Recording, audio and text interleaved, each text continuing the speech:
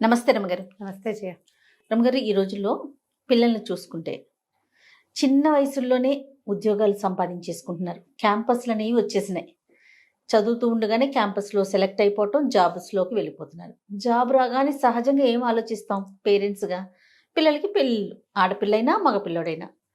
చదువుకున్నన్ని రోజులు పొద్దున్నుంచి రాత్రి దాకా చదువుతోనే సరిపోతా ఉంటుంది. స్కూలు, కాలేజీ, హోమ్ ట్యూషన్సో, సెపరేట్ సబ్జెక్ట్స్ కోసం ట్యూషన్సో ఇట్లా. ఇది అయిపోయిన వెంటనే ఉద్యోగం, పెళ్ళి. అన్నీ బాగున్నాయి. చక్కటి సంపాదన కూడా ఉంటుంది. కానీ పని పాటల విషయంలోనే చాలా ఇబ్బందులు పడిపోతున్నారండి. నిజంగా అసలు ఆడపిల్లలకు కానీ, మగపిల్లలకు కానీ ఒక్క పని కనీసం స్టవ్ వెలిగించి ఒక దోస వేసుకోవటము, అంత అన్నం వండుకోవటం, అంత కూర వండుకోవటం కూడా రాని పరిస్థితుల్లో ఉంటున్నారు. ఇక్కడే మన ఇంటికి దగ్గరలోనే ఉంటే సంతోషం. అది ఎక్కడైనా వేరే ప్రాంతాలకు వెళ్ళి చదువుకోవాల్సి వచ్చినా, జాబ్ చేయాల్సి వచ్చినా, లేకపోతే పెళ్ళి, ఇప్పుడు నేను అన్నట్టుగా పెళ్లి చేసుకుని వెళ్ళాల్సి వచ్చినా, వాళ్ళిద్దరే ఉన్నారనుకోండి, ప్రత్యక్ష నరకం కదా రమ్మగారు. చాలా ఏమీ తెలీదు, ఏం చేయాలో తెలీదు. అదే. ఓకే, ఎంత యూట్యూబ్ అనుకోవచ్చు, ఇప్పుడు యూట్యూబ్ వచ్చేసింది కదా, అంతా చూసి చేసేసుకోవచ్చని. ప్రాక్టికల్గా మనం ఇంట్లో చేసుకునేది యూట్యూబ్ చూసి ఒకేసారి ఇలా చూసి అలా చేసేదానికి చాలా డిఫరెన్స్ ఉండదు.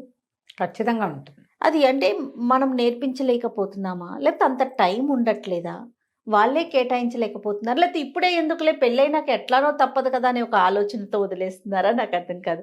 మగపిల్లల విషయంకి వచ్చేసరికి మగపిల్లలకి అస్సలు రాని పిల్లలు కూడా చాలా మంది ఉన్నారు రమ్మగారు. అవును, ముద్దు ముద్దుగా పెంచుతారు జయ.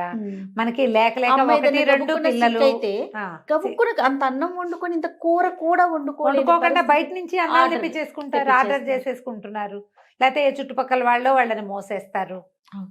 కదా. చాలా ఇళ్లలో ఆడపిల్లలు ఉన్నా సరే నాన్నలే వంట చేసి పెట్టే వాళ్ళు కూడా కనిపిస్తారు. అవును. ఏంటంటే మనకి 1, 2, 2 పిల్లలు ఉండటము. ఇప్పుడు లేటెస్ట్ పెళ్లి చేసే పిల్లలంటే వాళ్ళ పేరెంట్స్ కూడా 2 ఉద్యోగస్తులై ఉండటము. ఏదైనా వంట మనుషుల్ని పెట్టుకోవటము, లేదా కూరలు తెప్పించుకోవటము, కూరలు బయట కర్రీ పాయింట్ల నుంచి వచ్చేయటము. ఇప్పుడు వంట ఒకటే కాదు జయ, రోజువారీ వ్యవహారం పొద్దున్నుంచి సాయంత్రం దాకా, రాత్రి పడుకునేదాకా మనకి అవసరమైన అన్ని విషయాలు ఎవరైనా ఎక్కడి నుంచైనా ఏదైనా ఏర్పాట్లు జరిగిపోతూ ఉంటే మనకి వాటి మీద డిపెండ్ అయిపోయి ఉంటాం. మనం ఇండిపెండెంట్గా అవ్వం. ఇప్పుడు స్నానం చేస్తారు, బాత్రూమ్ ఒకసారి ఒక చీపురేసి కడుక్కోవటం చేస్తారా ఎవరైనా? పిల్లలు పిల్లలు అంటారా? పిల్లలు చేయరు రమ్మగారు. స్నానాలు చేస్తారు, ఆ అండర్వేర్లు జాడి ఆరేసుకుంటారా? చాలా తక్కువ మందిని చూస్తాం. టవల్ ఆరేస్తారా? బాక్సులు కడుక్కోవటం, బాక్సులు సర్దుకోవటం, వాటర్ బాటిల్స్ లాంటివి నింపుకోవటం, తమ బట్టలు తమ సామాన్లు అవన్నీ అరేంజ్డ్గా పెట్టుకోవటం, ఇవన్నీ మనం రేర్గా సినిమాలలో చూస్తాం. రెగ్యులర్గా అసలు జరగనే జరగవు. తల్లులే చేసి పెడతారు. ఇంట్లో ఒకళ్ళు ఉంటారు కదా అమ్మగారు, జీతం లేని పని మనిషి అనుకోవాలి. అన్నిటికీ అమ్మా అంటే అయిపోతుంది. నా సాక్స్ ఏవి, నా చొక్కా ఏది, నా షూస్ ఏవి, నా అదేది, నా ఇదేది, అది ఎక్కడుంది, ఇది ఎక్కడుంది అంటే ఉద్యోగస్తులైన తల్లులు కూడా పిల్లల్ని మోస్తారు ఖచ్చితంగా. ఇప్పుడు ఇవాళ రేపు కొంచెం ఉద్యోగస్తులైన వాళ్ళు కొంచెం బెటర్గా ఉంటున్నారు, పిల్లలకి కొన్ని నేర్పిస్తున్నారని భావించాలి. కొంతమందికి నేర్పించబడుతోంది, కొంతమంది వాళ్ళ అవసరానికి వాళ్ళని తల్లి ఉండదు, సాయంత్రం అయ్యేసరికల్లా వీళ్ళే పాలు వేడి చేసుకుని తాగుతారు, ఇంకేదో కార్న్ ఫ్లెక్స్ వేసుకుంటారు, ఓ దోశ వేసుకుంటారు, బ్రెడ్ టోస్ట్ వేసుకుని తింటారు, ఆమ్లెట్లు వేసుకుని తింటారు, చూస్తున్నాం మనం. ఏవో తినేస్తారు. నీకు తినేయటం ఒకటి ఇంపార్టెంట్ పాయింట్. దీంతో పాటుగా తినేశాక దాన్ని సవరించటం ఉంది చూసేవో, అది మెయిన్. కానీ తల్లులు ఏం కోరుకుంటారు? తింటున్నారా, ఓకే, ఆ టైంకి నేనున్నా లేకపోయినా పిల్లల కడుపు నిండుతుంది కదా. ఆ గ్లాసు ఆ సింక్లో పెట్టటము, ఆ గ్లాసు కడిగి పెట్టటము, ఆ ఆమ్లెట్ వేసుకున్నదో, ఆ దోశ వేసుకున్నదో, ఆ పెనం యథాప్రకారం ఏ ప్లేస్లో తీసారో ఆ ప్లేస్లో పెట్టేయటం, మిగిలిన దోశ పిండి ఎత్తి ఫ్రిడ్జ్లో పెట్టడం. ఎలా తమ వంటింట్లోకి ఎంటర్ అయినప్పుడు వంటిల్లు ఎట్లా ప్లాన్డ్గా ఉందో అదే ప్లాన్లోకి మళ్ళీ వెనక్కి తెస్తున్నారా, ఇది మనం నేర్పించాలి. ఇప్పుడు పిల్లలకి లైన్గా పనులు చేయటం వస్తాయి. చాలా రోజుల క్రితం ఒక ఆవిడ ఎప్పుడో మాట్లాడారు జయ నాతో, ఎప్పుడో ఒక 2-3 సంవత్సరాలైంది. ఈ అమెరికాలో అవి పంపించేస్తారండి, నన్ను అలాగే పంపించారు. చిన్నప్పుడు వంటింట్లోకి వెళ్తే మా అమ్మ నాయనమ్మ ఇప్పుడు ఎందుకు వంటింట్లోకి, హాయిగా చదువుకో, పెళ్ళయ్యాక చేసుకోవచ్చు పని అనేవాళ్ళండి. నన్ను ఏమీ చేయని వల్ల 21, 22 నా ఉద్యోగం వచ్చిన సరికల్లా పెళ్లి చేసేశారు, అమెరికా పంపించేశారు. ఇక్కడ ఫ్రెండ్స్ గందరగోళం ఏమిటో, వాళ్ళందరూ ఏమిటేమిటో చేస్తారు, నాకు ఒక ముక్క రాదు, ఏమీ రాదు, నాకు ఏమీ రాదండి. ప్రత్యక్ష నరకం చూశాను నేను. ఉమ్. రోజు ఏడ్చేదాన్ని. ఎంత అల్లారు ముద్దుగా పెరిగాను నేను. ఎంత బాగా చూశారో ఇంట్లో. చూసి నన్ను ఉద్ధరించిందేం లేదు వాళ్ళు. మా అమ్మని నాయనమ్మని తిట్టుకొని రోజు లేదని చెప్పారు నాకు. చూడండి. వీళ్ళ వల్ల కదా నేను ఇలా స్టూపిడ్లా అయ్యాను. ఇదేమిటి ఇంత దద్దమ్మలా ఉన్నాను, వాళ్ళందరూ బాగా చేస్తున్నారు, ఇతనేమో వాళ్ళు బాగా చేస్తున్నారు, నువ్వు ఎందుకు చేయమంటాడు. ఇంట్లో ఉంటాను, ఉంటే ఏమిటి నాకు రావాలిగా పని. వంట రాదు, పని రాదు, లైన్గా పని చేయటం అనేది ఒక స్టామినా. రోజంతా పని చేస్తూ ఉండటం ఎవరికి వస్తుంది అది? దేని తర్వాత ఇది చేయాలని కూడా Plan- ఇంపార్టెంట్ కదా. ఇది దీని గురించి ఒకసారి మాట్లాడాలండి అన్న. Yes yes. కానీ ఈ తరం పిల్లలు కొంత మీరు అన్నట్లుగా కొంత మారారు రమ్మగారు. ఎందుకంటే మా పింకి యుఎస్కి వెళ్ళింది కదా, అసలు వెళ్ళే వరకు కూడా ఇంట్లో ప్రతిదీ కూడా చేతికి అందించడం నోటికి అందించటమేనండి. ఇప్పుడు వెళ్తే కుక్క పిల్లలు అనకూడదు కానీ ఎన్ని డిషెస్ అనుకుంటున్నారు రమ్మగారు. ఆ చేసేసుకుంటారు. ఫొటోస్ చూస్తుంటే షాక్ అవుతున్నాం మేమైతే. ఏమిటి ఇవన్నీ వండేస్తాం. గొప్పగా ఎలా చేస్తున్నావు అంటే మొత్తం మన వీడియోస్ అని చెప్తుంది. యూట్యూబ్ లో ఇప్పుడు వీడియోస్ ఒంటరిగా అన్నీ ఉంటే చూసుకొని కొన్నాళ్ళు ఉద్యోగం కోసం ఇట్లా శుభ్రంగా చేసుకునే పిల్లలు కూడా ఉన్నారు. కనిపిస్తున్నారు. కానీ ఇబ్బంది కదా ఇబ్బంది. ఫస్ట్ లో కాస్తంత ఇబ్బంది పడద్దు, దాన్ని ఎంజాయ్ చేసి చేయగలిగితే సంతోషం. అది ఇది పి సత్యవతి గారిని, రైటర్ పి సత్యవతి గారు. పెద్దవారు జయ 8 years ఉంటాయి. వారి కథలు భలే బాగుంటాయి. అందులో ఒక కథ రాశారు, ఒక రాజా ఒక రాణి అని. ఓ దీనికి ఒక కథ కూడా ఉందా? కథ ఉంది. భలే బాగుంది, ఇంట్రెస్టింగ్గా. అమ్మాయిని వాళ్ళ అమ్మ అది ఎప్పుడే ఇంజనీరింగ్ అయ్యింది, కాలేజీలో చేరి అది ఆఫీస్లో చేరింది, క్యాంపస్ సెలెక్షన్. ఎంతో బాగుంది. అది ఫ్రెండ్స్తో మాట్లాడుకుంటుంటే పని పిల్ల వస్తుంది, జ్యూస్ ఇస్తుంది.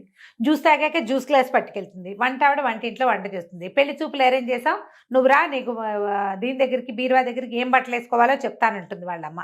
ఈ ఫోన్లో కబుర్లు చెప్పుకుంటూనే వాళ్ళ అమ్మ దేవతోటి వెళ్ళి రేపు పెళ్లి వాళ్ళు వస్తే వేసుకోవాల్సిన డ్రెస్సు, దానికి మ్యాచింగ్ నగలు, కావాలంటే ఇంకో డ్రెస్సు కుట్టిద్దాం, అన్నీ వాళ్ళ అమ్మే అరేంజ్ చేసింది. పెళ్లి చూపులు.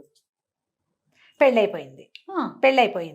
పెళ్ళైపోయిన తర్వాత ఏమిటి ఇప్పుడు ఎవరైనా వస్తే ఏం బట్టలు వేసుకోవాలో అమ్మే చెప్పాలి. దాని మీదకి నగేం పెట్టుకోవాలో, చెవులకి ఏం పెట్టుకోవాలో, ఎలాంటి వేసుకోవాలో, చెప్పులు ఏం వేసుకోవాలో అమ్మే.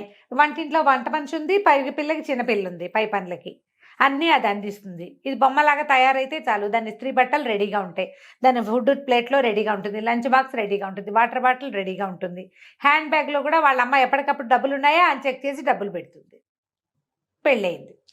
పెళ్ళైతే ఓ రోజు రాత్రి అల్లుడు ఫోన్ చేశాడు అర్జెంటుగా. ఏంటండి మీ అమ్మాయి ఒక మాట విందు, ఎంతసేపు ఆన్లైన్లోనే ఉంటుంది, ఫోన్లోనే ఉంటుంది, ఒక పని రాదు, ఎంతసేపు ఏడుస్తుంది, ఇండియా వెళ్ళిపోతానంటుంది, ఇదేమన్నా బెజవాడ బందరా ఊరికే పంపించేసేయటానికి, అర్థం చేసుకోదు అని పెద్ద పెద్ద కేకలు పెట్టాడు. ఒక్క పని రాదు, ఏ పని చేయదు, ఎప్పుడు ఆన్లైన్లోనే ఉంటుంది అన్నాడు. కూతురుకి ఇచ్చాడు.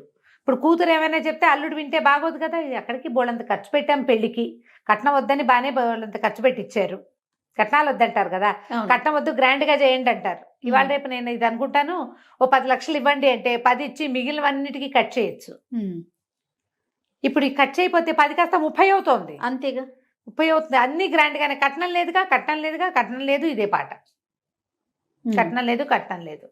కట్నం ఇచ్చిన రోజునే హాయిగా ఉందనుకుంటారు కొంతమంది. ఫ్రెండ్స్ ఉన్నారు ఈ మధ్య పెళ్లిలే, ఆడపిల్లలు పెళ్లిళ్ళు చేసిన వాళ్ళు. కట్నం ఇచ్చిన రోజునే హాయిగా ఉంది, మేము ఇంతే చేయగలమండి అని చెప్పేవాళ్ళం. ఇప్పుడు వెళ్ళలేవు ఖర్చులకి. ఈ కూతురుతోటి మాట్లాడి కూతుర్ని, ఏమే ఎందుకమ్మా కాస్త పని చేయొచ్చు కదే, ఆ పాత్ర నేర్చుకుంటే. ఏం నేర్చుకోనమ్మా నేనేం నేర్చుకోను, ఏనాడైనా నన్ను ఏమైనా చేయనిచ్చారా? ఆఖరికి నా కాఫీ గ్లాస్ కూడా పని పిల్లే పట్టుకెళ్ళలేదు కదా. నాతో మీరు అడ్జస్ట్ అయ్యారు, ఇప్పుడు నేను ఎట్లా అడ్జస్ట్ అవ్వను ఇతనితోటి? ఎంతసేపు నన్ను పని మనిషిని అనుకుంటాడు, వాళ్ళ అమ్మలాగా చేయట్లేదంటాడు, కౌంటర్ శుభ్రంగా లేదంటాడు, బాత్రూములు కడగమంటాడు. నేను ఎప్పుడైనా చేశాను, ఇప్పుడు నన్ను అవన్నీ చేయమంటున్నాడు.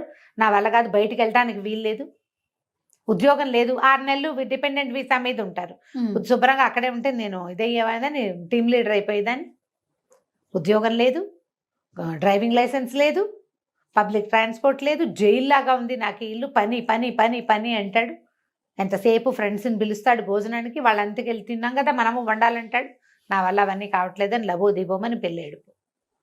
ఆవిడకి గుర్తొచ్చింది, తను ఉద్యోగం చేసే రోజున కూతురు పుడితే వాళ్ళ అమ్మ, ఇంత చంటి పిల్లతో నువ్వేం చేస్తావు, నీ దారి నువ్వు జాబు పో, పిల్లని నేను పెంచుతాలే అని చంటి పిల్లని 6 నెలల నుండి పిల్లని తీసుకుపోయింది వాళ్ళమ్మ.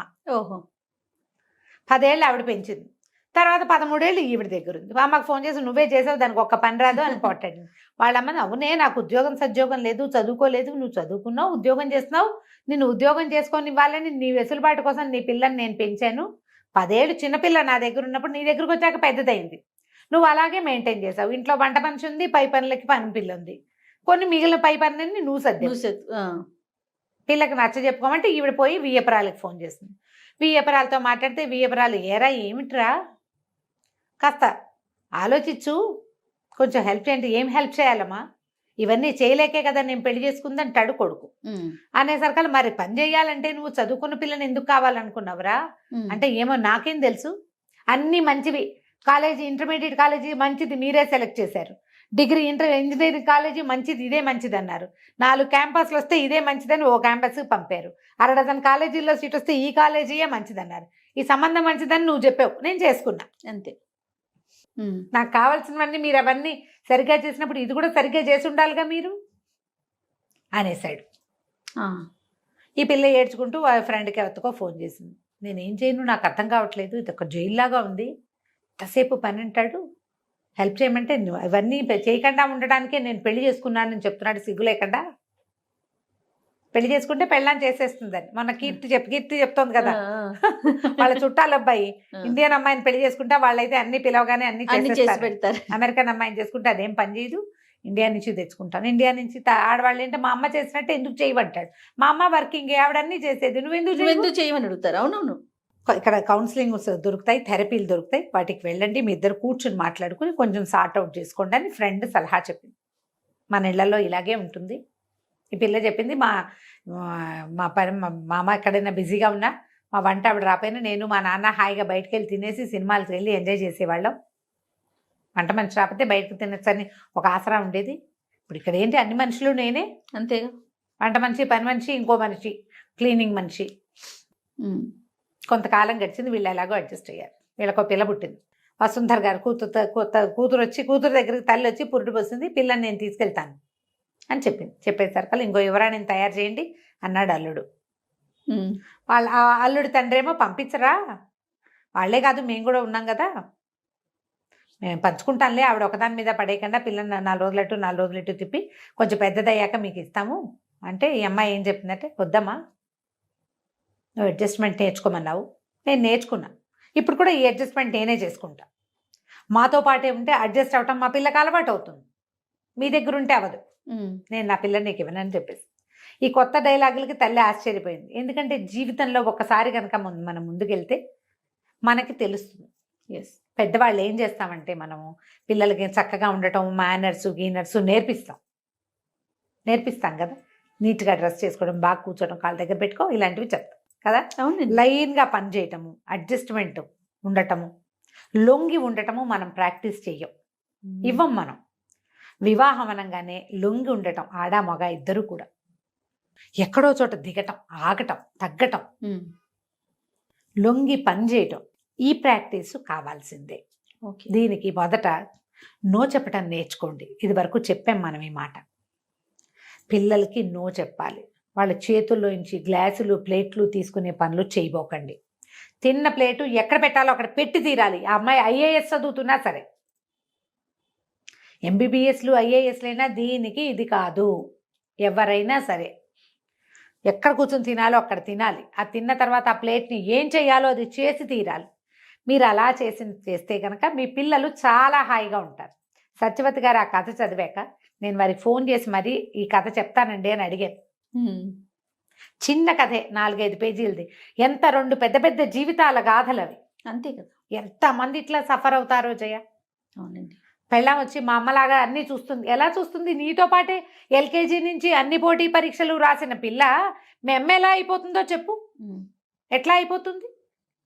అన్ని పోటీ పరీక్షలు, అన్ని చోట్ల కాంపిటీషను, అన్ని ఉద్యోగాలకి వెంపర్లాట, ఇవన్నీ నీతో సమానంగా చేసిన పిల్ల మీ అమ్మలాగా ఇల్లు గడగటము, వాకిళ్ళు గడగటము, వాకిట్లో ముగ్గేయటము, పువ్వులు కట్టటము. పువ్వులు కట్టడం రాదు మా కోడలకని ఒక ఆవిడ వెటకారంగా చెప్పారు. అదో పెద్ద బ్రహ్మ విద్య. రాకపోతే పోనీ, వరకు నేర్చుకునేవాళ్ళం చిన్నప్పుడు. ఎండాకాలం పువ్వులు కట్టడం నేర్చుకోవటం, ముగ్గులు వేయటం నేర్చుకోవటం, మెహందీ పెట్టడం, అవన్నీ నేర్చుకునేవాళ్ళం. ఇప్పుడు అసలు ఏవి పిల్లలకి? వాళ్ళకి ఇంట్రెస్ట్ ఉంటే నేర్చుకుంటారు, లేకపోతే లేదు. అవి వాటికంటే చాలా అవసరం ఏంటంటే రోజువారీ ఇల్లు నడిపే చతురత కావాలి కదా, కావాలిగా. అవునండి. అవి నేర్పించండి. ఆడకి మగకి కూడాను. డెఫినెట్. ఆలోచించండి ఇలాగా. రైట్ రామ్ గారు. నమస్తే. నమస్తే జయ.